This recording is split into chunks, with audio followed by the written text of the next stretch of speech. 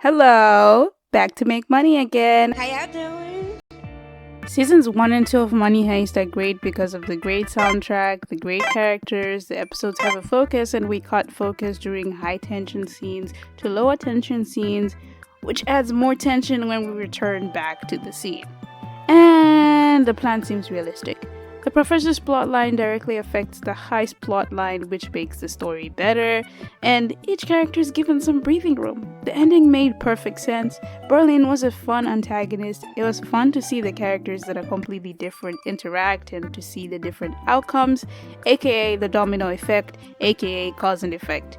This season was much more intimate and smaller, focusing on one place instead of characters in Pakistan or maybe some special military squads, and fingerprints actually mattered. The first season is like a 9 out of 10, and the second season is an 8.5. This shit good. Highly recommend. Just skip the third, fourth, and fifth season entirely. Just stop in season 2. If I loved it so much, could anything have possibly ruined my love for these characters that I've come to know and love? Yes. So, what went wrong with the last 3 seasons? The third season started off great, we got to meet the characters again, but Tokyo just can't be happy. And to be fair, given what we know about her character, it's not surprising that she didn't leave Rio. Anyway, great beginning, let's get to the problems. Number 1, the guns are a lot. You have to wonder if these people are trained to make surgeries and they're trained to use guns. Why can't they aim properly? Like, these people fire 50 to 60 rounds in without reloading and they don't shoot anyone. And then you have to wonder, are the guns really working? I swear when Tokyo got shot, I was taken aback because the guns were missing 99% of the time. And then when she actually got hit, I was like, Excuse me? Okay. Number 2, Palermo is a rip-off Berlin. Berlin is my second favorite character in Money Heist. I could tell Palermo was supposed to be the Berlin of the Bank La Spagna heist, and he's introduced as a megalomaniac, hungry for power and control. I mean, he literally released Gandia just to have that. Let's not forget the eye patch. He acts like he hates women and I start to dislike him, but then we find out he's gay and he liked Berlin his whole life, and I swear this dude's personality shifts. He goes from being a control, power-hungry psycho to this nice, loving gay man who just loves everyone, and then you just be like, wait, what happened? They didn't need to make him so terrible if they were gonna make him a teddy bear later on. Anyways, Palermo is Berlin without the great character writing it. Number 3, Gandia should be dead. Gandia was probably one of my favorite characters in season 4. He was basically playing hide and seek with the gang, and that was kind of fun to watch. He had his own surveillance camera and they were having like an all-out brawl. It was entertaining. Same with him and Tokyo messing with each other. But then the insane amount of plot armor that this man has. My god, he's human, not a machine. He literally got his ass blown with a grenade like twice, got shards all over him, got stapled, and then he acts like nothing is wrong with him. He legit goes to get like a surgery, but he comes out walking fine. Yeah, I watched you die in every conceivable way. I don't think you have to be a medic or a soldier to know that that's not how bombs or recovery work. Man should be down for the count and needs at least 2 weeks of bed rest. Number 4, the hostages are boring. Whilst the hostages in season 1 played like an important role, the hostages in seasons 3 to 5 were boring and had no impact on the plot whatsoever. You could say that Arturo, but then no one cares about Arturo. No one cares. In season 1, what happens with the professor affects the heist inside, and what happens inside affects the professor outside. This includes the hostages, for example, Allison stealing the phone or the hostages escaping. It all makes sense. Same with Torres, same with Ariadna. There we go. Every character seems to have a motivation, goal, or something that ripples across the plot to create some fun and interesting conflict. The Bane of Spank arc doesn't have this. All the hostages are dry AF and they're boring. I don't like any of them. Number 5, Nairobi's death felt kind of forced. They had a great goodbye scene though, I'm not gonna lie. Nairobi meets her son again and it felt kinda off. I don't even know how to put it into words, but I just didn't like it. I could tell she was going to die. And then there's Bogata, who has this huge crush on Nairobi. However, in the bank, she makes it clear she is not interested. And then as she's about to die, she says something along the lines of, "He's been with me, protecting me this whole time. He's my knight in shining armor." And how she wants to think about starting a future with him once they get out of the bank heist. When the only character moments they had was her being creeped out by him and him pining over her, it was weird and I wasn't a fan of the forced ship.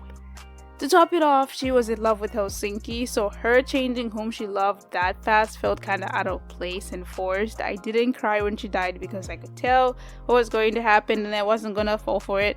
Not to mention, after she dies, she rarely appears in the flashbacks in season 5 volume 2. She feels so non-existent that I actually forgot she was a part of the plot. Number 6, the Manila problem. Great trans representation, but Manila being in the season 1 flashbacks doesn't make any sense. Why would the professor include a person he wouldn't use in the heist? She wasn't in the season 1 flashbacks anyway, and they didn't know that they would have a second heist, because they weren't planning on Rio getting kidnapped. So the professor endangered his own plan. They could have just shown Denver sneaking off to meet her and hanging out at the club, like they say they do, not to have her as part of the heist, because this lowers the professor's intelligence a bit by just throwing her in there. And I also hate how irrelevant she is, besides giving Denver some conflict. But then the only conflict she gives Denver is her liking him. But then Denver seems to like everyone this whole season. He likes Tokyo and calls her Maserati. It's a whole running joke. And then he likes Manila, and it's just like, dude, can you pick one? And then she's supposed to be this secret hostage along with Matthias, but both of them just throw away their roles pretty quickly and they don't do anything to affect the plot, as the secret hostages would have done in season 1 if they were there. Nope, this doesn't do anything. You could take her out and Matthias as well, and you could stay with the same plot. And Denver would still have his moment with Monica about him wanting to sneak out and go clubbing, because it's just the same concept, except Manila isn't in the story. Speaking of unnecessary runtime, the flashbacks in this show were a lot. The 3rd to 5th season had so many flashbacks. Okay, to put this into perspective, the first 2 seasons had 2 different timelines. The first being the planning of the heist and the second being the heist itself. Seasons 3 to 5 have 5 timelines. The first being the Bank of Spain heist, the planning of the Bank of Spain heist in the present time, the planning of the Royal Mint heist, the planning of the Bank of Spain heist with Berlin and Palermo, and then we have the Berlin and Rafael timeline. Seasons 3 to 5 being convoluted is an understatement. So, the Berlin plot. Berlin is obviously on everyone's top 3 Money Heist characters list, not because he's a good guy or anything, because he's a pretty bad person, but because of his charisma, how he talks, how he carries himself, and how he affects the plot at large during the first 2 seasons. I honestly want to rewatch this show again, just for the first 2 seasons. But I've realized that, this is what the show became, and then I just want to hit myself in the head. This is beneath me, and I will not engage with this. Netflix realized that they would lose some of their viewers if they didn't have Berlin, because, seriously, everyone else is kind of bad in this show. There's a lot of terrible characters that are not fun to watch. But Berlin is a dime. I love Berlin. So to make sure that Berlin is in the story, they make the Bank of Spain heist his plan to give him some way to be in the story, and on top of that, he has another storyline involving him and his son and Tatiana. I'm pretty sure Netflix was using this to set up a show for Berlin or something. I mean, he's been in 40 heists, and the show probably showed them him going on different heists. This is probably some way to segue into the show, but seriously, they could have done special episodes instead of wasting my time. Okay. It's bad because Berlin is dead. He shouldn't have a major part in the show. After he died, I like him and all, but his plotline could have been removed and the story could have been tightened up to create a better product that didn't waste time. The whole flashbacks plot led to nothing and it hurt so much. I had a reason. What was the reason? I had a reason. What was the reason? I just explained the reason. What was the reason, bitch? I don't need to explain myself to you. And What was the reason? What comes out of the storyline is Raphael coming back to steal gold, which was a fun little scene despite how contrived it was. So, let me just explain. The professor gives up the gold because he doesn't want violence. Puts the guns down, tells everyone to drop their guns, but then he finds out that they have been duped and someone stole their gold. And then he gets mad, tells people to grab guns to try and shoot them to get their gold back. Do you realize how stupid that sounds? Like, oh yeah, guys, let's not shoot the people who are trying to steal the gold, but you know, the people who stole our gold, let's go shoot them, you know, like, it's just like, I don't know, it felt kind of stupid to me.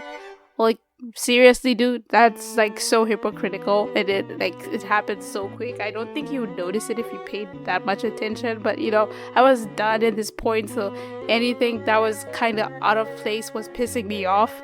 So I like Raphael because he was pretty smart in hiding the gold. The biggest problem though is Raphael gave up the biggest loot of the century for some note that we don't even know what it says. Like, I'm still salty about this time waster. Like, what the hell, man? Like, just give me back my time back. You've got to start wondering, what the hell is this plot? All of these useless flashbacks lead to a useless twist that just wastes time. The whole Bank of Spain arc could have been cut to just 2 seasons with 10 episodes each, removing useless scenes that were necessary because seriously, oh my god. Number 7. The professor cries a lot. The most emotional scene in the show was the professor crying for Berlin as Helsinki pulls him away. The man who had been the brains of the operation, showing little to no emotion, looked like a little boy crying for his brother. I want to rewatch so bad. And then season 3 or 4 hits and Raquel is fake killed and the professor cries again, and this time I'm just like, yeah, okay. And then Nairobi dies and he cries again and it's like, and then Tokyo dies and he cries and I'm like, yeah, I could care less at this point. When you show me something once, it has a strong effect. The second time is fine. The third time is literally pushing it, and the fourth time is a literal IDGAF. I'm just saying. Speaking of crying, did you cry during the first season? How about you cry a whole lot more? Oh? Because they murder half of the cast. The show is so overdramatic, I swear. These characters have these moments of realization and reflection, with sad music playing in the background while they're crying, telling each other how much they love each other. I feel bad for saying this, but I didn't care that much about Nairobi or Tokyo dying. Such sad, very emotion, much dark, many profound. With Nairobi, I could feel that they were trying to, like, you know, tear bait me into crying, bringing her son into the plot and all. And then when Tokyo died, I almost cried, despite how much I hate both Rio and Tokyo with a passion. They're my least favorite characters. Okay, maybe not as bad as Arturo, but you know, I love the way they love each other. She's dead! She is. These are the moments that make life worth living. Rio would do anything for Tokyo, and seeing him see the love of his life dying made me wanna cry. But then I thought about how 2 seconds earlier they were practically firing like 60 rounds without anyone getting shot. That when Tokyo got shot, I was laughing because I was a bit taken aback. She literally had grenades the whole time. Like, why didn't she throw them?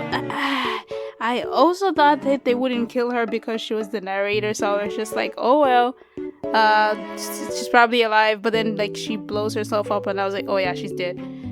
And I still wonder, why is she still narrating anyways? Isn't she like dead? I don't know, feels weird. I feel like they should have killed her in the last 2 episodes, to be honest. Her death, you know, might linger a bit more because by the time the show had ended, I had forgotten she had died because Rio doesn't think about her after episodes. after episode 6. He's happy and he seems like he's forgotten she died. At least it felt that way to me. It could be the month break that happened before I watched the next volume because this disconnect, I don't know. I expected him to mess stuff up like he did in the first 2 seasons for her, but character growth maybe? I was playing Russian roulette with the remaining characters to see who they would get us to cry for before the show ended, but they're all alive, I guess. I legit thought Monica would die or Alicia and then Sergio would raise the baby with Raquel, but they really say no casualties, huh? The last problem that I have is the ending. I would have preferred Tokyo sacrificing herself for Rio in the end, like maybe in episode 2 prior to the show ending to give us some weight to the ending. The ending, whilst a lot of my friends love it, I was looking for a death. I know I complained about how they kill characters a lot, but that's because the characters die at the most random times and the plot is a lot to keep up with. And that's what I'm saying. If they had just held on to Tokyo's death a bit longer, just a bit more, her death could have made the ending a lot more meaningful and impactful instead of her technically dying mid-season. The ending felt like a Disney ending where they let them go scot-free, and I was kind of disappointed. The ending felt kind of plain and basic, and I wanted to see how these characters were doing after the heist. Maybe show Monica and Denver at the club they talked about, or Helsinki and Palermo together, or Manila meeting her dad again, or Sergio giving up robberies to take care of her baby. I feel like that would have been more of a fitting ending because it gives us closure. Unless Netflix will make episodes for how each of the characters are doing like they do with Elite, which I wouldn't mind and I'd love to see. Marcel. He has a cat, he's cute, he loves animals, and he doesn't do anything stupid. All he does is help the professor, and it's nice. I love him so much. Sometimes you don't need characters to be deep to like them. You just need them to just service the plot in a serviceable way. And they'll be fun characters, you know. I don't think I've ever seen a show go from a 9 out of 10 to an 8.5, then to a 6, then to a 2 before. I remember Game of Thrones. If you have never watched Money Heist before, I recommend watching the first 2 seasons and just stopping there. You will have a way more fun time. Trust me. Just end there. Anyways, thanks for watching. Like and subscribe so I can make money. Peace.